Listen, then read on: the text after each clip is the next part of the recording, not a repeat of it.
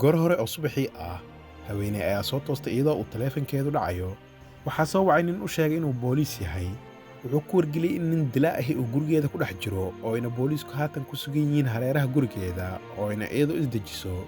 wuxuu u ballan qaaday inay iyadii cunugteeda difaaci doonaan oo ay keliya albaabka qolkeeda hoosta ka xirato. isla markiiba haweeneydan shanqar ay gurigeeda ka dhex maqashay iyo ninkii oo dhahaya way dhimatay.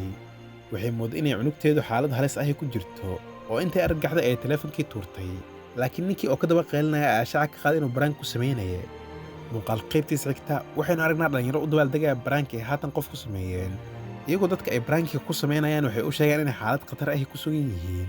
dabadeed falcelintaas ayay duubaan oo internetka ay soo geliyaan. Brad iyo Sam waa saaxiibo qaali ah. sidaas darteed maanta Brad wuxuu go'aansaday inuu baraank ku sameeyo shirkaddii biizaha u dhoweyd. si la yaab leh Sam saaxiibtiisa Peyton oo shirkaddan u shaqaynaysa ayaa taleefankii qabatay. Sam ayaa saaxiibkiis ka codsaday inuu taleefanka ku damiyo. laakiin Brad oo baraankigii sii wata ayaa si dhaqan xumo leh ula hadlayay inantan isagoona ogaa inay tahay jacaylkii saaxiibkiisa. intii ay keenista biizaha sugayeen ayaa ay baraankiyo kale sii duubteen iyagoo dadku sheegaya sida inay gabadhoodu dhimatay ama in hooyadoodu ay wadna xanuun la ildaran tahay oo ayna qarka u saaran tahay inay geeriyooto. tani waxay in muddo ah socotaba waxaa akhirkii soo wacay qof aysan aqoon kaasoo u sheegay inay ka joogsadaan waxan ay wadaan. Brad ayaa sheegay inaysan joojinayn oo intay ku qosleen ayay taleefankii ku damiyeen. daqiiqado kadib Brad ayaa wacay nin deriskooda ahaa isagoo iska dhigaya waardiyaha xaafadda. wuxuuna ku wargeliyey inay maalmahan jiraan dhalinyaro iska dhigaysa inay biiza wadaan oo kadibna dadka guryaha ugu dhaca. waxyar kadib ninkan wuxuu xaqiiqsaday qof biiza waday oo albaabka gurigiisa taagan. markaas Brad ayaa ninkan u sheegay inuu isdejiyo oo uu keliya booliiska waco. laakiin ninkan deriska ayaa sheegay inuu garanayo sida tuugada noocan oo kale loola dhaqmo. iyagoo falcintan duubanaya ayaa waxaa soo baxday in ninkii biizada keenaya uu noqday saaxiibkooda Mosley. ninkii deriska oo bud wata ayaa Mosley ugu hanjabay inuu garaacayo ama uu meesha ka tago. Mosley oo bixiraba ayaa arkay Brad iyo Sam oo muuqaalka duubaya oo way u caddaatay inay baraankan iyagu ku sameeyeen. Mosley ayaa labada nin u sheegay inaysan waxaan ahayn wax lagu qoslo oo ayna noloshiisa khatar geliyeen. halkaas markay marayso Sam ayaa biizadii ka iibsaday saaxiibkiisa wuxuuna fursadan uga faa'iidaystay inuu wax ka weydiiyey saaxiibtiisa Peyton oo ay shirkadda iskala shaqeeyaan waxaana loo sheegay inay iyadu fiican tahay. daqiiqado kadib mar kale waxay waceen ninkii qariibka ah ee hore u soo wacay waxaana eega loo sheegay inuu mar dhow gabalkoodu dhici doono. sidaas darteed waxaa lagu wargeliyey inaysan taleefanka ku damin. laakiin Brad oo arrintan bootu arkaya ayaa talka damiyey. ninkan mar kale ayuu soo wactamay balse markan labadooda way diideen inay talka qabtaan.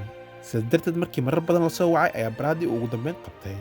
waxay go'aansaneen arrintan muuqaal ka sameeyaan. Sam ayaa ninkan weydiiyey sida uu nambarkooda ku soo helay.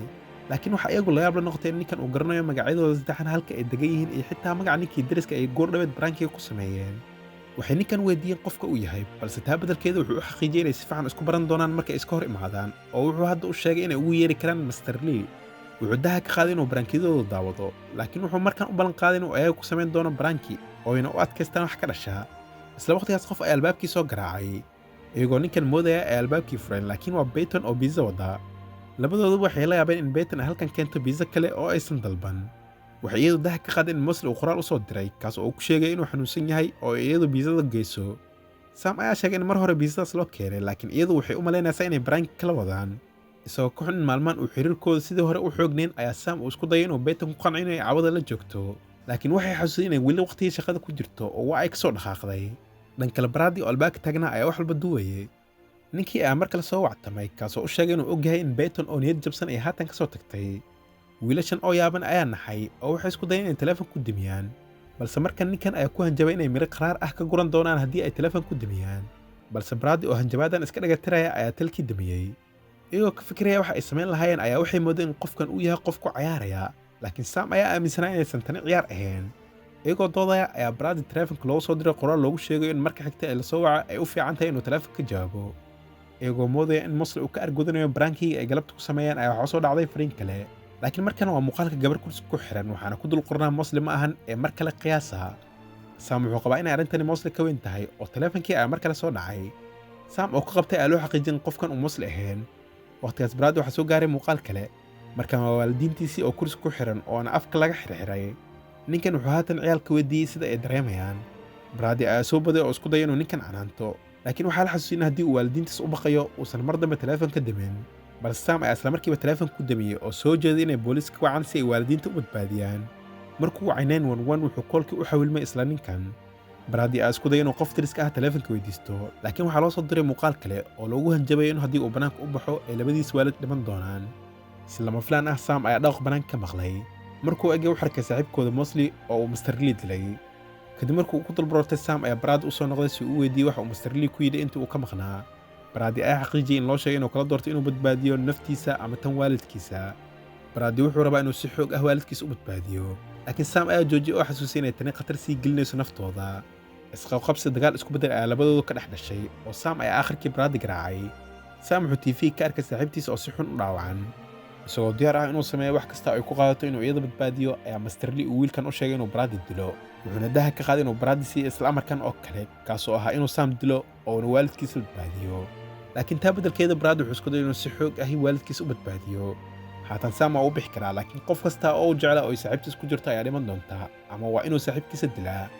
isagoo jah wareersan ayuu mindi soo qabsaday si uu Brady u soo afjaro, laakiin hal mar ayuu isbedelay oo xarig fiila ah ayuu gacanta ugu xiray si uusan guriga uga baxsan. isagoo ka qustay inuu ogaado wax uu Mr. Lee ka rabo ayay gurigiisa la filaana korontada uga tagtay oo muuqaalka cunug yar ayaa TV ka soo muuqday. wuxuu kombiyuutarkiisa ka arkay qof Facebook kaga soo darsaday oo uuna u saaran yahay isla sawirka gabadhan yar ee uu TV ka arkay. markuu akoonkii gudaha u galay wuxuu ogaaday in Mr. Lee uu muddo sanad ahi ayaga daba socday. wuxuu arkay muuqaal oo Brady ay ka codsaday inuusan daarin, laakiin intuu iska indhatiray ayuu shiday. muuqaalka waxaa lagu arkayaa Brady oo Sam saaxiibtiisa Peyton waqti la qaadanaya, oona isaga ayaa muuqaalkan iska duubay.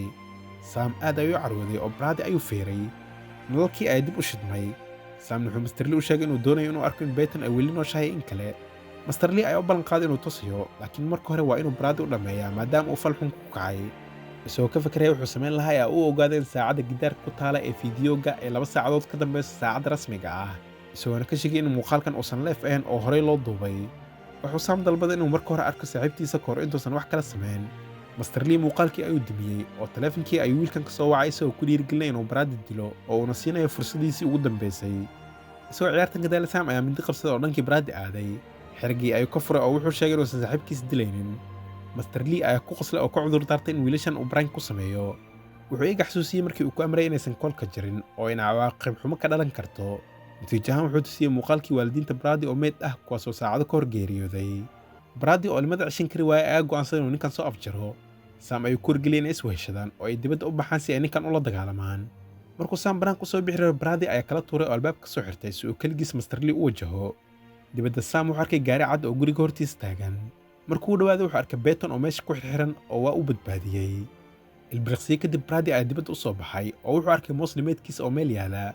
markuu gadaashiisa eegi rabay wuxuu dareemay in ninkii uu dul joogo. Sam oo qeyladan Brady maqlay ayaa Peyton u sheegay inay booliiska wacdo kahor intuusan u degdegin inuu saaxiibkiisa caawiyo. isagoo saaxiibkii raadinaya ayaa Mr. Lee uu gadaashiisa ka soo muuqday. Sam wuxuu bilaabay inuu si isdaba joog ah u garaaco ninkan ilaa ay labadooda dhulka isla galaan. isagoo ninkan ku kor fadhiistay ee ugu dambeyntii uu mindi ku soo afjaray isagoo u malaynaya inay wax walba isku dhammaadeen. laakiin arrin la yaab leh ayaa dhacday markuu ninkii maskarad iska saaray oo aad ayuu u naxay markuu ogaaday inuu saaxiibkiisa Brady dilay. intii uu ku dulbarroonayay saaxiibkiisii dhintay ayaa Mr. Lee dhabta ahaa gadaashiisa ka soo muuqday. isagoo qoomeynaya Sam ayaa Mr. Lee weydiiyey sababta uu waxaan oo dhan u sameynayo. Mr. Lee ayaa daha ka qaaday oo wiilkan u sharxin iyagoo ay mar soo waceen gurigiisa iyagoo prank ku sameynaya una sheegaya in gurigooda uu qof soo weeraray. nasiib daro xaaskiisa oo aad u argagaxday ayaa ka baqday in gabadheeda yar la waxyeeleeyo.